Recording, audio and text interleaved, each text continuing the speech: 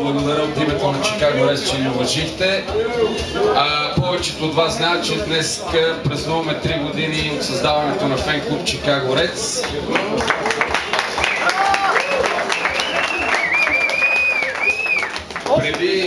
Преди 3 години, когато го създавахме клуба, ние решихме, че ще имаме два приоритета.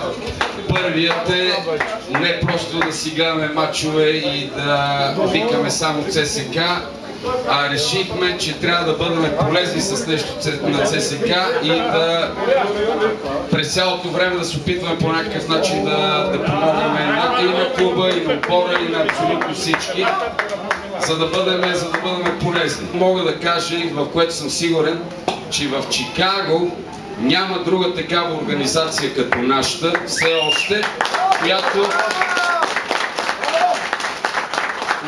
да е направила толкова много. Имам предвид и дарения, и всякакъв вид инициативи.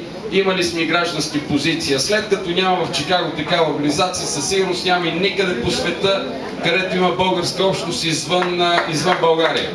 С много от тях не се познавахме преди 3 години, а сега знаем, че всеки един може да разчита на всеки друг. Станахме си приятели, станахме си семейство.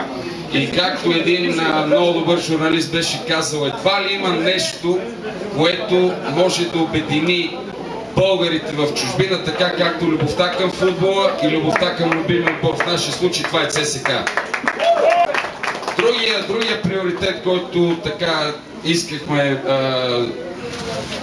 да имаме за фен клуба, това беше да популяризираме марката, името на ЦСК тук в Америка. Трябва да ви кажа, че няма футболен фен, специално феновете на Чикаго Файр, които вече да не са чували за нас и да не са чували за ЦСК. Ние като ходим на матчове с нашите фланелки, с нашите шалчета, хората ни спират и ни поздравяват и вече всеки един от тях знае ЦСК. Преди вече да ви отиваме. Шампион е ЦСК!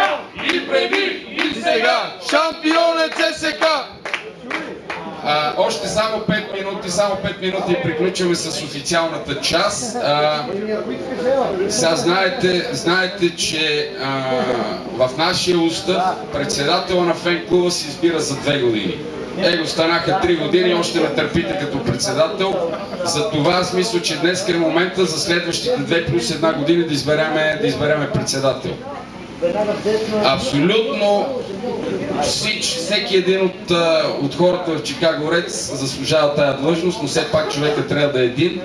Затова моето предложение за председател за следващите 2 плюс 1 години е да избереме Любо Мицев. Освен ако някой няма против и да стане и да каже сега, Любо Мицев ще бъде нашия председател за следващите 2 плюс 1 години. Някой против има ли?